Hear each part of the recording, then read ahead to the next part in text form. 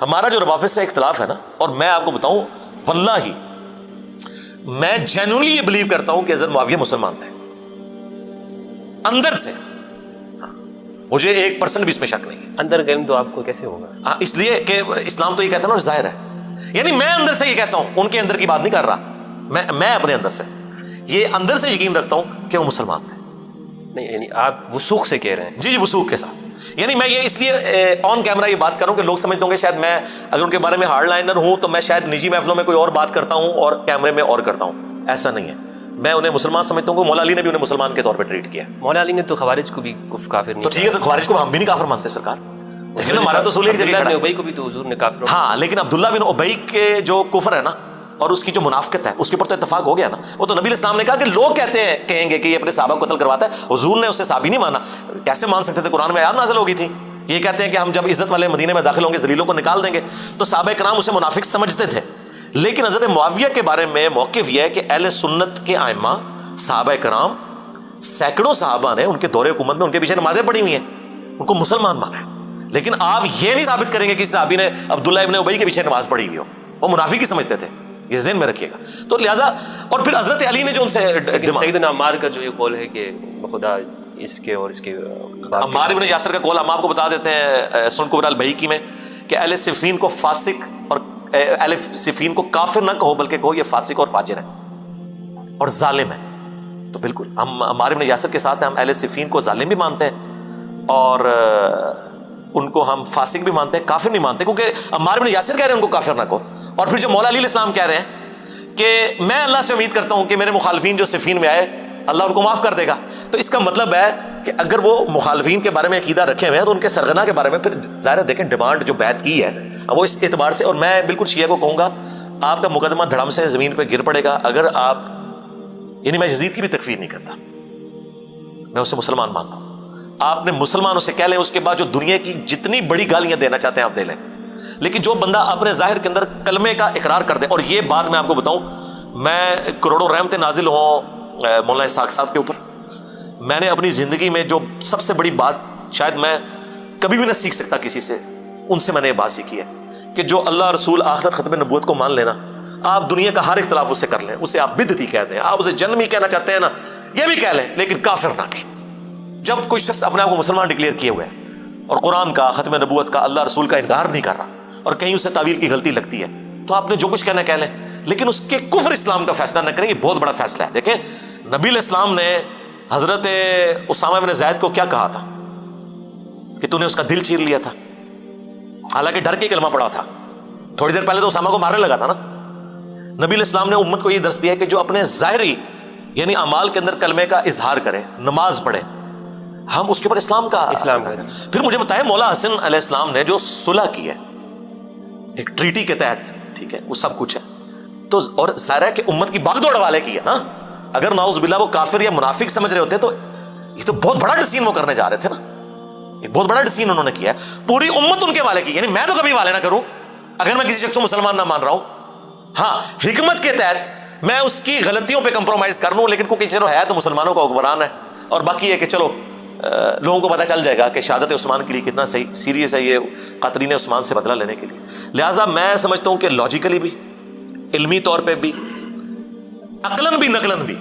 شیعہ اگر یہ کہتے ہیں کہ حضرت معاویہ جو ہے وہ نعوذ باللہ منافق تھے تو یہ بالکل ردی کی ٹوکری میں پھینکنے والی بات ہے، یہ ایسا نہیں تھا، مسلمان تھے، آپ ڈھیلا مسلمان کہہ لیں جو کچھ کہہ لیں، یہ چیز مقدمے میں بیٹھتی نہیں ہے کسی بھی اعتبار سے، ناٹ ایٹ آل۔ اور نہ اہل صفین، رہ گئے اہل جمل، وہ تو سرکار 24 کیرٹ سونا ہے، ہاں حضرت طلحہ بھی جنگ چھوڑ گئے، انہیں تو مروان نے قتل کیا، حضرت زبیر بھی چھوڑ گئے، حاکم میں آیا ہے مسند احمد میں، حضرت علی نے کہا ہے صفیہ کے بیٹے کے قاتل کو ابن جرموز کو جہنم کی بشارت دے دو، میں نے حضور سے سنا تھا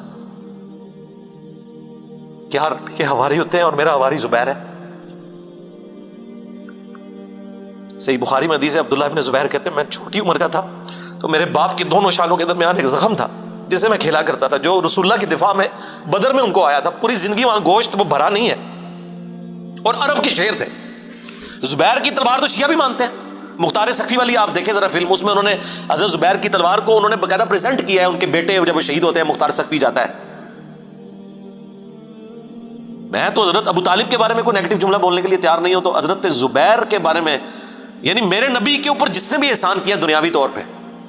ہم تو ان کے بارے میں کوئی بات کرنے کے لیے تیار نہیں۔ یرموک کے اندر آپ صحیح بخاری میں آتا ہے حضرت زبیر اکیلے گھوڑے کو ایڑی لگا کے تو رومنس کی صف میں چلے جاتے تھے۔ یار دیکھو کدھر سے قربانیاں شروع ہوئی ہیں، یہ نا پوری زندگی قربانیوں سے عبارت، کدھر احد اور بدر میں حضور کا دفاع، اور حضور کی وفات کے بعد بھی جنگوں میں اتنی بڑی لائف سٹیک کے اوپر کہ اکیلا ایک بندہ رومن امپائر کی جو ہے وہ صفوں کو چیرتے ہوئے آگے چلا جاتا ہے۔ اب آپ ان کے ایمان کا فیصلہ کریں گے یہاں بیٹھ کے، تو میں تو حضرت علی کے ساتھ ہوں۔ اور جو حضرت علی کا قول ہے فضائل صحابہ میں مصنف ابن ابی شیبہ میں کہ میں اللہ سے امید کرتا ہوں کہ میرے عثمان اور طلحہ اور زبیر کے بارے میں کہ ہم جنت میں آمنے سامنے بیٹھے ہوں گے تختوں پہ ایک لگائے ہوئے، اللہ تعالیٰ ہمارے دلوں سے خدورت نکال دے گا جو کوئی اگر اختلاف آ گیا۔ تو میں تو نہیں مانتا کہ حضرت زبیر اور طلحہ کے بارے میں اور اما عائشہ کی تو کوئی بات ہی نہ کرے جی، وہ تو مولا علی نے محمد نبی بکر کے ساتھ ان کو روانہ کیا ہے، ٹھیک ہے، پوری زندگی وہ روتی رہی ہیں، ان کا دوپٹہ تر ہو جاتا تھا، انہوں نے تو کہا کہ مجھے رسول اللہ کے ساتھ دفن نہیں کرنا،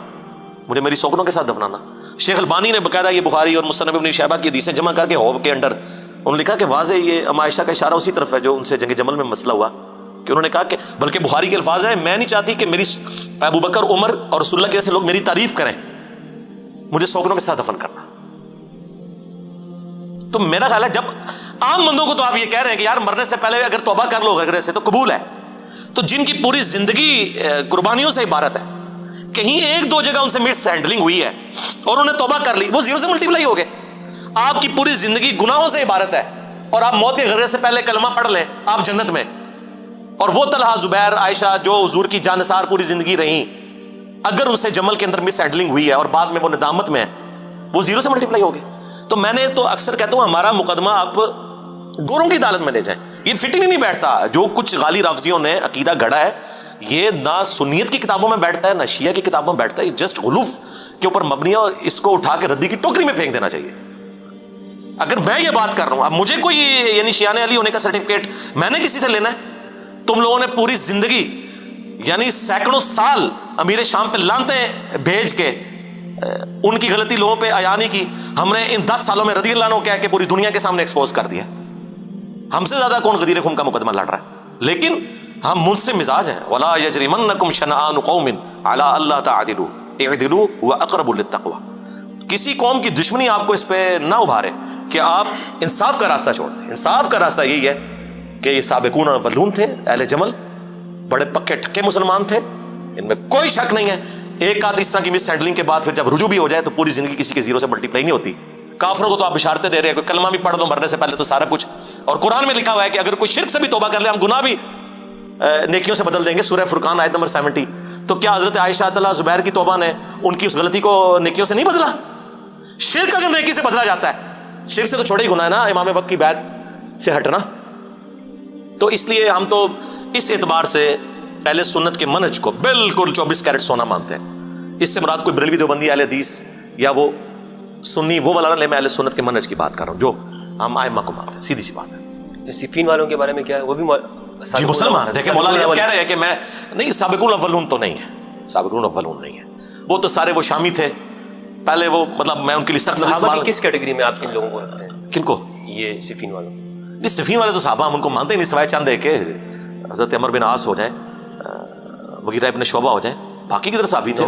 باقی تو سارے وہی تھے وہ جس طرح دماغ بند کیے ہوئے تھے رومنز نے ان کے، اور وہ حضرت عثمان کا خون آلود کرتا وہاں پہ جا کے لٹکا دیا وہ نعمان ابن بشیر نے رضی اللہ تعالیٰ عنہ، ہم تو احترام سے ہی نام لیں گے، اور وہ ایک پورے کا پورا ایک مقدمہ اس پہ کھڑا کیا۔ وہ بیسیکلی سارے وہ رومنز جو تھے نا وہ لائی لاگ لوگ تھے، پہلے وہ لگے ہوئے تھے ان کے ساتھ۔ حضرت معاویہ ایک گڈ ایڈمنسٹریٹر تو تھے، انہیں پتا تھا کہ ان کی بات کس طریقے سے ماری جا سکتی ہے، تو وہ ادھر جامعہ دمشق میں وہ کرتا خون آلود لٹکا دیا اور کہا جی ہم نے قصاص عثمان لینا۔ یہ تو ان لوگوں نے تو آخری درجے تک کوشش کی ہے قتل مار کو بھی چھپانے کی، کیونکہ وہ تو سارا پول کھل گیا تھا وہاں پہ، تو وہ اس لیے۔ اور پھر دوسرا وہ حجاز سے بہت دور علاقہ تھا نا، وہ لوگ ان تک پیور دین پہنچے نہیں ہوا تھا، وہ کلمہ گو مسلمان تھے نا۔ دین کی جو ایسن تھی یا مدینے میں تھی یا اس کے بعد تھی تو عراق میں جہاں حضرت علی شفٹ ہو گئے تھے، وہاں تو اتنے جگہ صحابہ تو ہے ہی نہیں تھے نا۔ ابو درداء گئے، لیکن ابو درداء بھی آپ دیکھ لیں ان کے ساتھ بھی کیا ہوئی ہے، ان کا بھی تو پوری زندگی کوئی پیچ اپ تو نہیں بنا حضرت معاویہ کے ساتھ۔